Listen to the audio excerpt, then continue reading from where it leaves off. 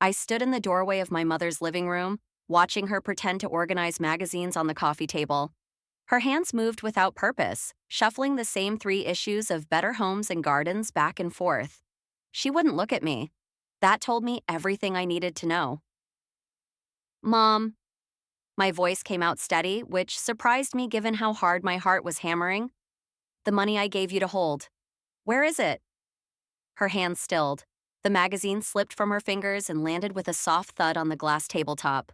She opened her mouth, closed it again. Her eyes darted toward the hallway, then to the window. Anywhere but my face. Well, sweetie, I meant to talk to you about that. She picked up the magazine again, her fingers worrying the edges. It's just that your brother needed help and the timing was perfect.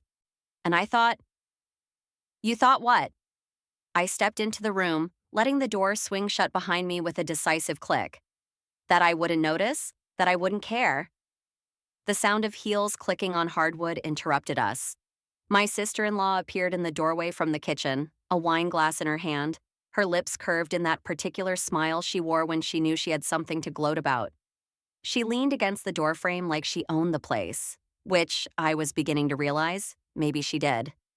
Oh, you're here. Lisa's voice dripped with false sweetness. She took a sip of her wine, her eyes assessing me over the rim of the glass. I told David you'd show up eventually. So predictable. I ignored her, keeping my focus on my mother. How much, Mom? How much of my money did you use? My mother's face crumpled. She sank onto the sofa, her hands clutching the magazine like it could save her from this conversation. All of it. I used all of it. The words hung in the air between us. All of it. 6 years of savings, 6 years of skipping vacations, buying secondhand furniture, saying no to dinners out with friends. 6 years of telling myself that sacrifices now would mean security later. I had trusted my mother to keep it safe while I figured out whether to invest in a business opportunity or put a down payment on a condo. I had trusted her. You used $48,000 of my money. I said each word slowly, carefully, making sure she heard every syllable. My money, that I earned, that I saved, and you gave it to David. Lisa laughed, a sharp sound that cut through the room like broken glass. Gave? That's a generous interpretation. Let's call it what it really was. An investment in family. I turned to face her fully for the first time. She stood there in her designer jeans and silk blouse, her highlights perfectly fresh, her manicure immaculate. The watch on her wrist probably cost more than I made in a month. And she had the audacity to stand in my mother's house, drinking wine purchased with what was probably my money, and mock me. An investment. I let the words settle. Tell me, Lisa, what exactly did I invest in? Because from where I'm standing, it looks like I invested in your new house. Her smile faltered just slightly. It's not just our house. It's a family asset. Your mother wanted to help us, and honestly, we were doing her a favor by accepting. David's her son, her only son. That means something. I'm her daughter. Doesn't that mean something too? My mother made a sound somewhere between a sob and a protest. Of course it does, sweetie. You know I love you both equally. It's just that David needed help right then, and you've always been so capable.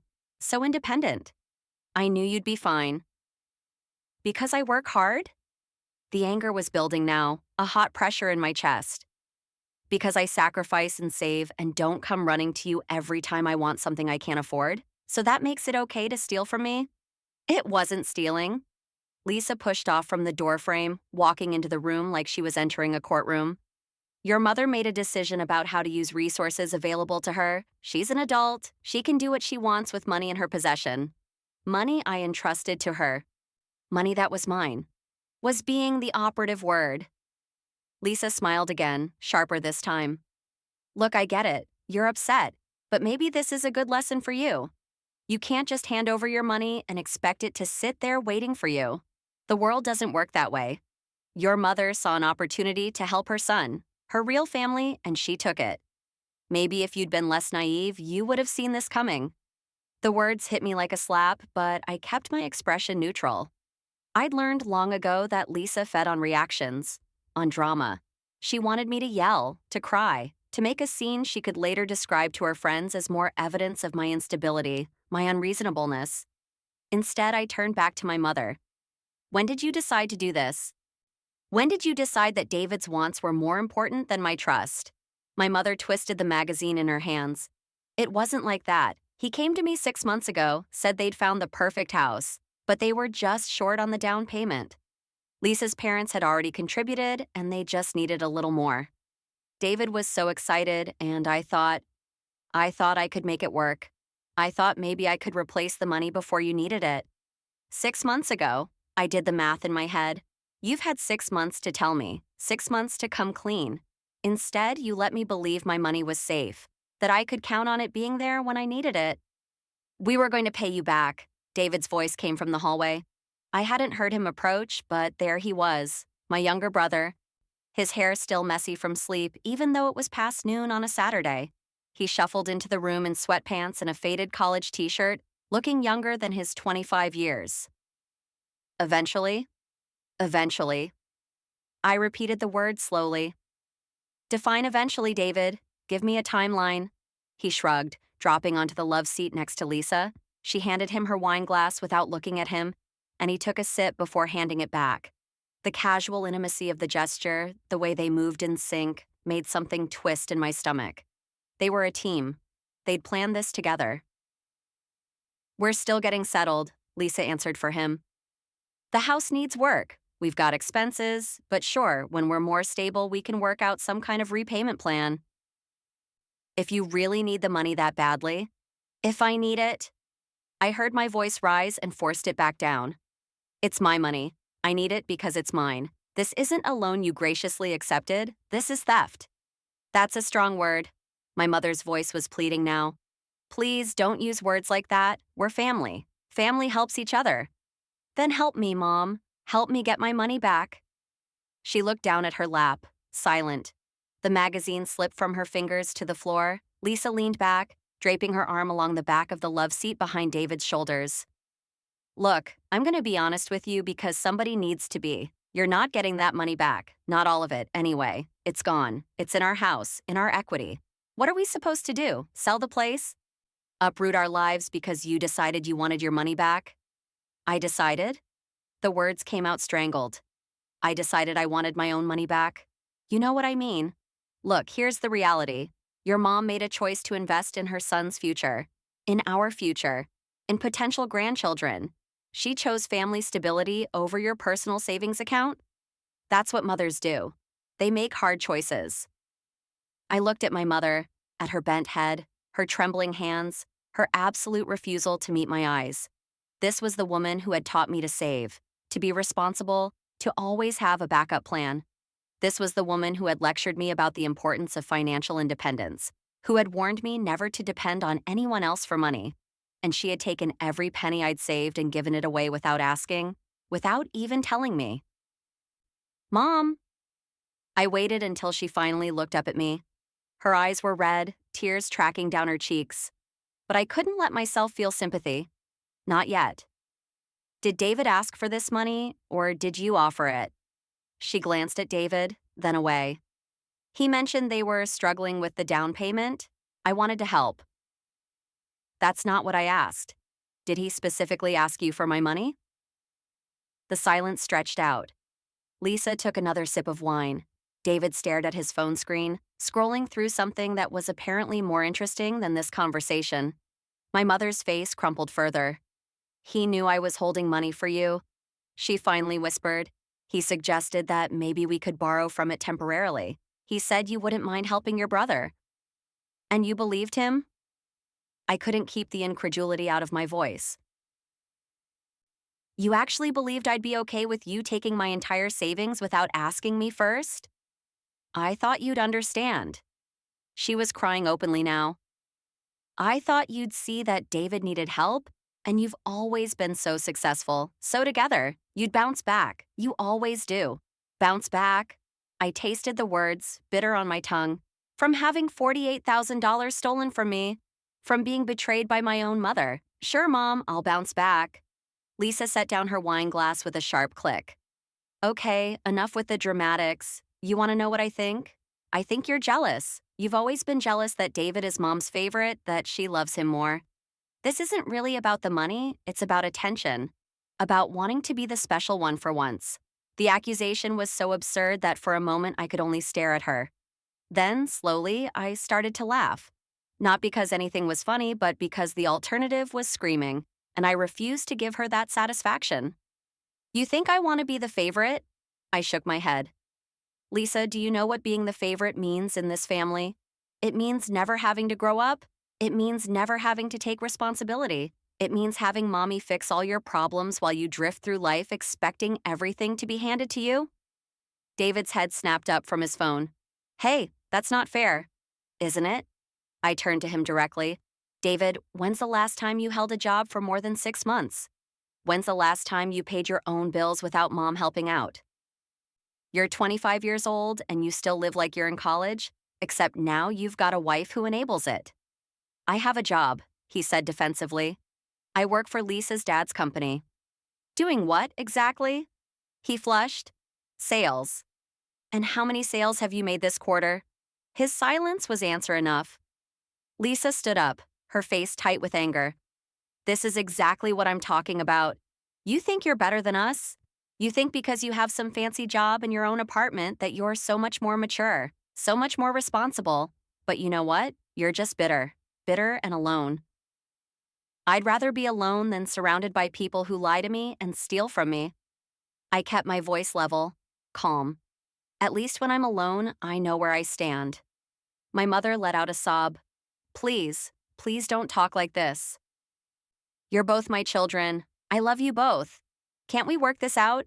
Can't we find a compromise? What compromise, Mom? I asked. They've already spent the money. It's gone. The only question now is what happens next.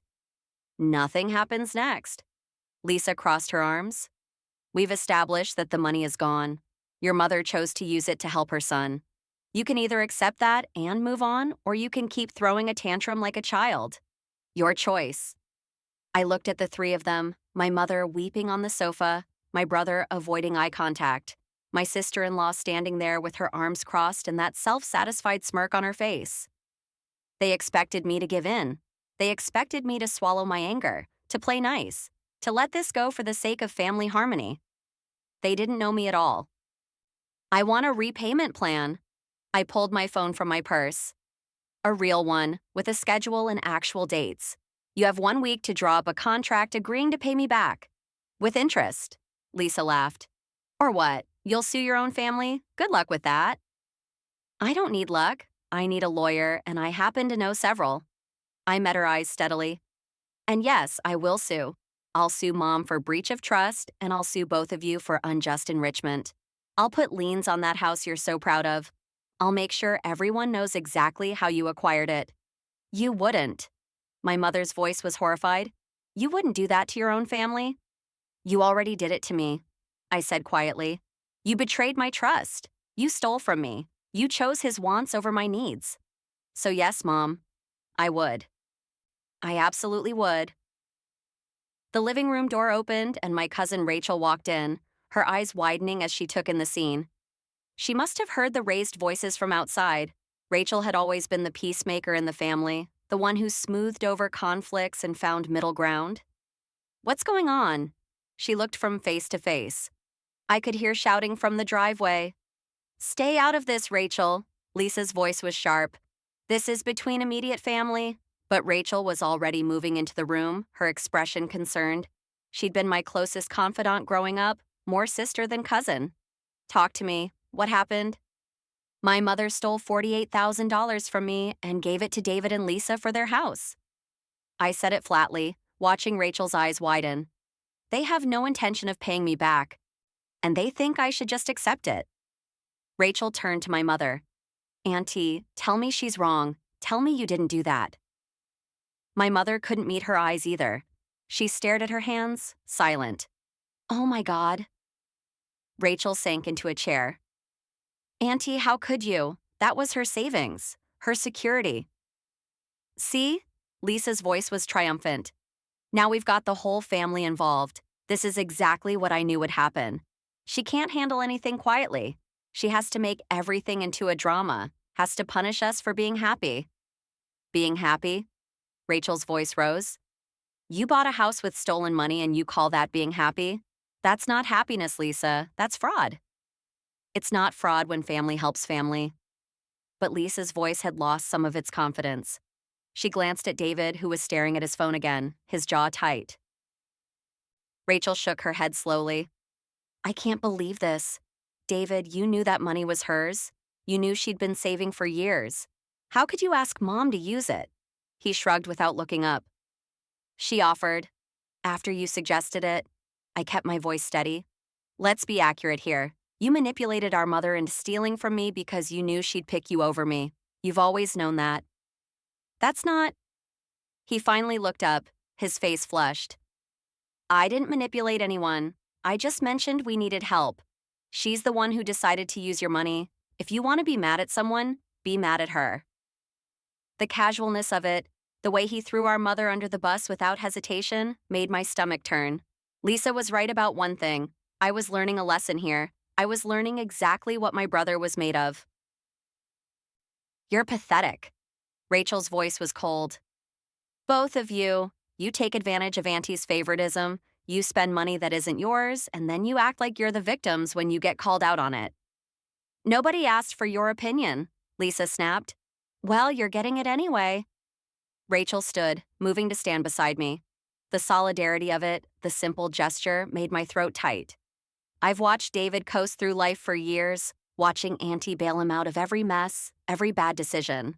I watched her make excuses for him while she held you to impossible standards. She turned to me. And you just took it. You worked harder, did better, never complained. And this is how they repay you. Rachel, please. My mother's voice was pleading. You're making this worse. No, Auntie, you made this worse. You made it worse the day you decided one child's wants mattered more than the other child's rights. Rachel's voice was firm. And now you get to live with the consequences. Lisa grabbed her purse from the side table. We don't have to stay here and listen to this. Come on, David, let's go. But David didn't move. He was looking at me now, really looking at me for the first time since this conversation started. Something in his expression had shifted, some calculation happening behind his eyes. Wait, he put a hand on Lisa's arm. Maybe we should talk about this. Work something out. There's nothing to work out. Lisa's voice was sharp. We have the money. The house is ours. We don't owe her anything. She's my sister. He said it quietly, but there was something in his tone I couldn't quite read. Maybe there's a way to make this right. Lisa stared at him like he'd grown a second head. Are you serious right now? After everything I've said, you're going to cave? I'm not caving. I'm just... He glanced at Rachel, at me, at our mother still sobbing on the couch. This is getting out of hand. If she really is going to sue, let her sue. Lisa's voice had gone cold. We'll fight it. My father has lawyers. We'll bury her in legal fees until she gives up. Your father's lawyers? I repeated the word slowly. The same father whose company employs David. Tell me, Lisa, how long do you think that job is going to last once he finds out his son-in-law stole $50,000 from his sister? The color drained from Lisa's face. David's too. Clearly, neither of them had thought through the social implications of this mess. The way news like this spreads through families and professional networks. You wouldn't? Lisa's voice had lost its edge. You wouldn't tell my parents. Why not? I kept my tone conversational. You said it yourself. This is a family matter. I'm sure they'd be very interested to know how their daughter and son-in-law acquired their new house. I'm sure they'd love to hear all about it. That's blackmail. But her voice shook slightly.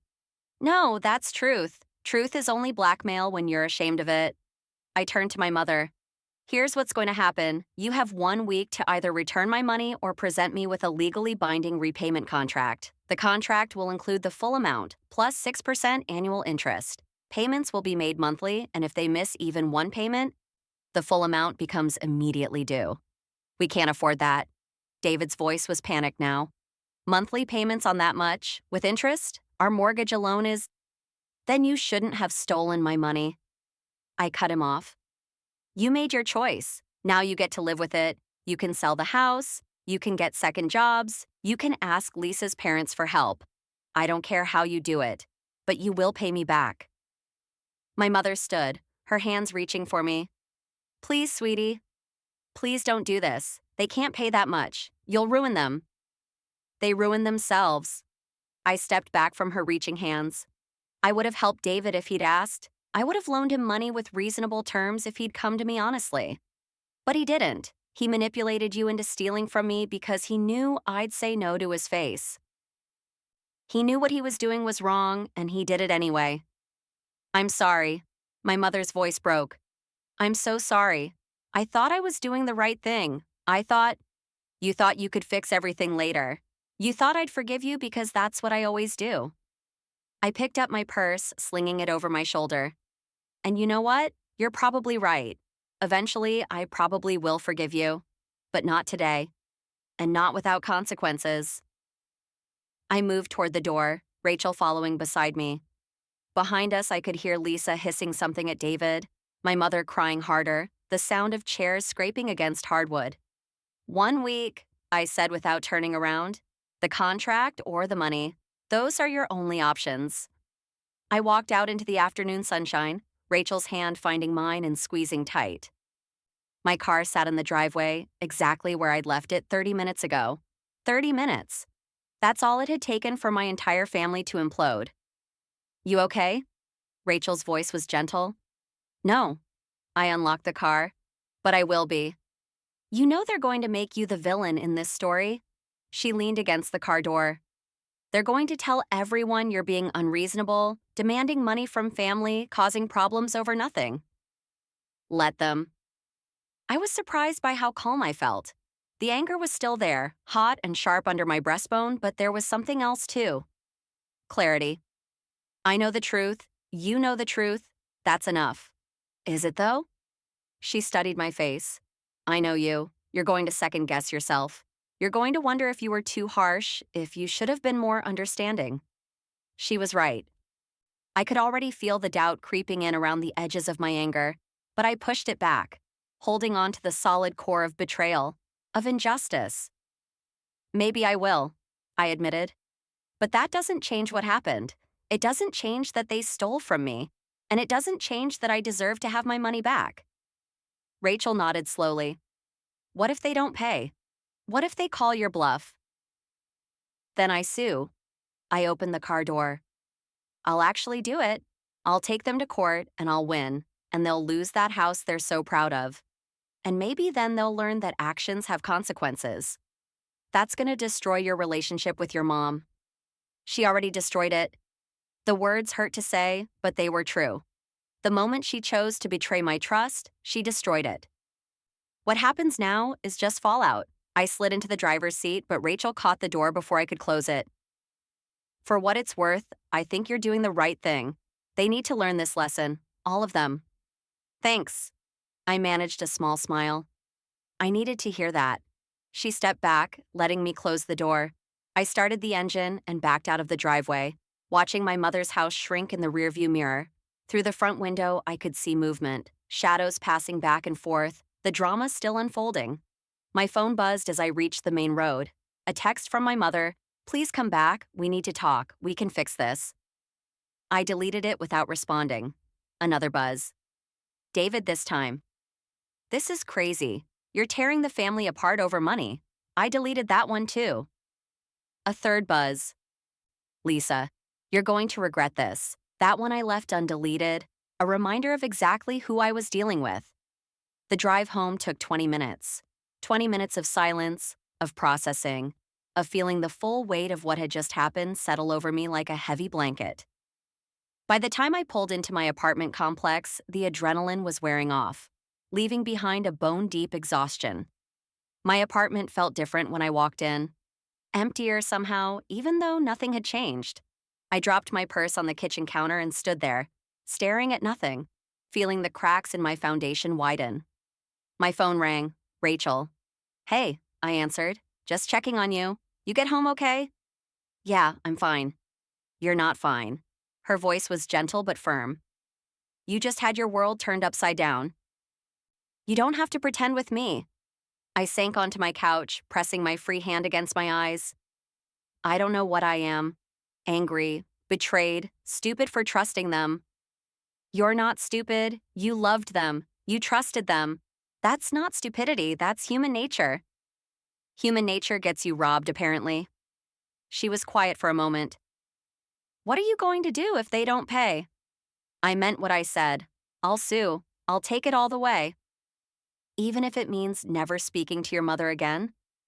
The question hung in the air between us. I thought about my mother's face, tear-stained and crumpled. I thought about all the years of trying to earn her approval, of working twice as hard as David just to get half the recognition. I thought about every time she'd made excuses for him, every time she'd expected more from me because I was the strong one, the capable one. Yes, I said finally, even then. Because the truth was, I wasn't just fighting for the money anymore. I was fighting for the principle. I was fighting for the idea that people couldn't just betray you and expect forgiveness. I was fighting for my own dignity, my own sense of self-worth. I was fighting for the person I needed to be. Someone who didn't accept betrayal, who set boundaries and enforced them, who valued herself enough to demand better. Then I'm proud of you, Rachel said quietly. It's the hardest thing, standing up to family. But sometimes it's necessary. After we hung up, I sat in the gathering darkness of my living room, not bothering to turn on lights. My phone kept buzzing with texts, from my mother, from David, even from my aunt who'd somehow already heard about the fight. I ignored them all. Tomorrow I would call my lawyer. Tomorrow I would start the process of either getting my money back or taking legal action. Tomorrow I would begin the work of rebuilding my life without the family I'd thought I could trust. But tonight, I let myself grieve. I grieved for the mother I'd thought I had, the one who would never put one child above the other. I grieved for the brother I'd imagined, one who would never knowingly hurt me. I grieved for the family I'd believed we were, honest, loving, supportive. And I grieved for the younger version of myself, the one who had believed that blood meant something, that family was forever, that love and trust were the same thing. That version of me was gone now, stolen along with my savings. What remained was harder, clearer, more certain of her own worth. It hurt. God, it hurt more than I'd expected. But I would survive it. I would bounce back, just like my mother had said. Not because I always did, but because I refused to let their betrayal define me. I refused to let them win.